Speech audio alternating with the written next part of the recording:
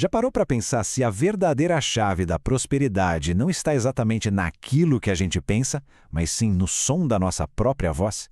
Hoje, a gente vai mergulhar num código poderosíssimo, que aparece tanto em sabedoria antiga quanto em manuais de sucesso por aí.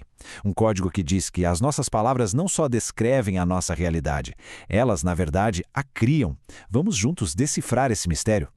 Vamos começar indo direto ao ponto, com essa citação que é a base de tudo. Prestem atenção no detalhe, na ênfase. O poder não está no que se pensa, no que se espera ou no que se deseja. O poder está naquilo que se diz. Essa única palavrinha muda completamente o jogo. E é ela que vai guiar toda a nossa conversa de hoje. Olha só o nosso mapa do tesouro para hoje. A gente começa entendendo essa ideia de como a voz pode de fato criar realidade. Depois, vamos ver como esse mesmo princípio aparece em dois mundos que parecem bem diferentes. Aí, vamos encarar a tal batalha das vozes que acontece dentro da gente e, claro, fechar com os passos práticos para ativar esse código na vida. Entrando na nossa primeira parte, a gente já chega com a ideia mais radical de todas. A de que a voz humana não serve só para se comunicar. Quando ela está alinhada com uma crença, mas uma crença profunda mesmo, ela se transforma numa verdadeira ferramenta de criação, capaz de moldar o nosso destino. A fonte dessa ideia nos lembra que, em muitas tradições, a criação do universo começou com um som, com uma palavra que foi dita. Pensa na frase, faça-se a luz. A grande sacada aqui é que esse princípio criativo não ficou lá no passado. Nós herdamos uma faísca desse poder. A nossa voz carrega, de certa forma, esse mesmo DNA criador. E isso nos leva direto para o coração do mecanismo, a tal da confissão de fé. E isso não é só pensamento positivo, tá? É algo muito mais ativo, mais potente. É o ato de usar a voz para declarar uma realidade com base numa promessa antes mesmo que ela possa ser vista. É sobre, chamar à existência aquilo que, por enquanto, ainda não existe. Agora vem a parte que eu acho fascinante. Onde mais a gente encontra essa ideia? Vamos construir uma ponte aqui, ligando dois universos que, à primeira vista, não tem nada a ver. O mundo pragmático de Napoleon Hill, um dos pais do desenvolvimento pessoal, e a sabedoria espiritual de textos milenares. Pensa nisso como se fosse um circuito fechado, um feedback interno. Quando a gente fala, a gente não está só mandando uma mensagem para o mundo lá fora. Na verdade, a gente está mandando a mensagem mais importante de todas, para dentro. Nossos ouvidos escutam, nosso cérebro processa, nosso corpo sente. A gente está literalmente programando o nosso próprio sistema operacional com o som da nossa voz.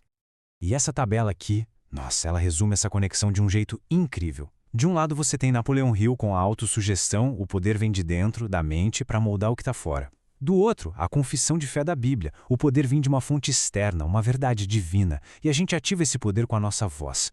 Percebe? O mecanismo é o mesmo, falar para criar, mas a fonte da autoridade é o que muda tudo. Ok, se esse negócio é tão poderoso assim, por que nem todo mundo vive num paraíso criado pelas próprias palavras, né? A resposta, segundo a fonte, está num conflito. Uma batalha diária, travada bem aqui dentro, entre duas vozes que são completamente opostas. De um lado do campo de batalha tá ela, a voz da dúvida. Essas frases que a gente vê aí são como sementinhas de incredulidade. E cada vez que a gente verbaliza uma delas, estamos na verdade plantando e regando exatamente o contrário do que a gente quer. A gente acaba reforçando a limitação e ironicamente construindo a realidade que a gente tanto teme. E do outro lado, em contraste total, está a voz da fé. E atenção, isso aqui vai além de simples afirmações positivas. São declarações baseadas em promessas. Elas não negam a dificuldade do momento, mas elas se sobrepõem a ela com uma verdade maior, realinhando a nossa perspectiva com abundância, mesmo quando tudo em volta grita escassez. E aqui está o pulo do gato e o grande problema. Tentar usar as duas vozes ao mesmo tempo é como dirigir um carro com um pé no acelerador e o outro no freio. Uma simplesmente anula a outra. A fonte bíblica chama isso de coração dobre, ou seja, uma mente dividida.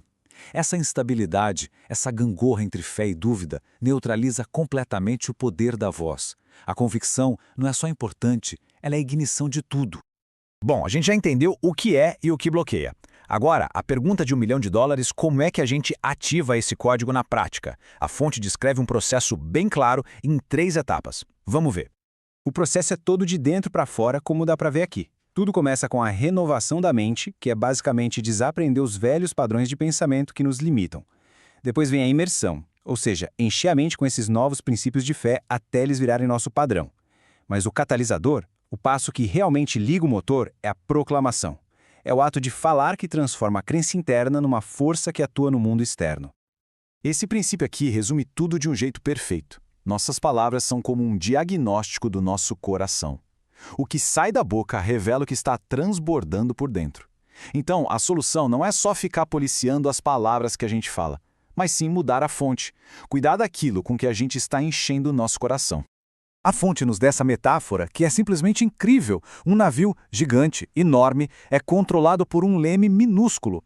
Já parou para pensar na desproporção de tamanho e poder? Pois é, da mesma forma, a língua, essa parte tão pequena do corpo, é o leme que está no comando, definindo a direção da nossa vida inteira, seja para portos seguros de abundância ou para as rochas da destruição. E agora, a gente chega na grande conclusão de tudo isso. A ideia de que não somos meros espectadores da nossa vida, da nossa realidade. Nós temos um papel ativo nisso, um papel de co-criador. E a ferramenta para essa cocriação está, literalmente, na ponta da nossa língua. Tenta pensar nas palavras não como sons que se perdem no ar, mas como ferramentas. Cada declaração de fé é como uma chave abrindo uma porta no mundo espiritual. Uma porta que antes estava trancada. Cada frase é como um decreto que estabelece uma nova lei para a sua realidade. Primeiro no invisível, para depois se manifestar aqui, no visível. E talvez não exista nenhuma outra frase que resuma isso de forma tão definitiva. Repara que não diz que a língua pode influenciar a vida e a morte. Diz que o poder de ambas está nela. Isso eleva nossas palavras de simples comentários para ferramentas de criação ou de destruição, colocando a gente no comando da nossa própria jornada. E assim a gente encerra com essa pergunta, que fica para reflexão. Se cada palavra que a gente pronuncia é um tijolo, que tipo de mundo as suas palavras estão construindo hoje? Um castelo de possibilidades e abundância ou uma prisão de medo e de dúvida? De acordo com esse código, a planta do projeto está no coração, mas o poder de construir, esse está no som da sua voz.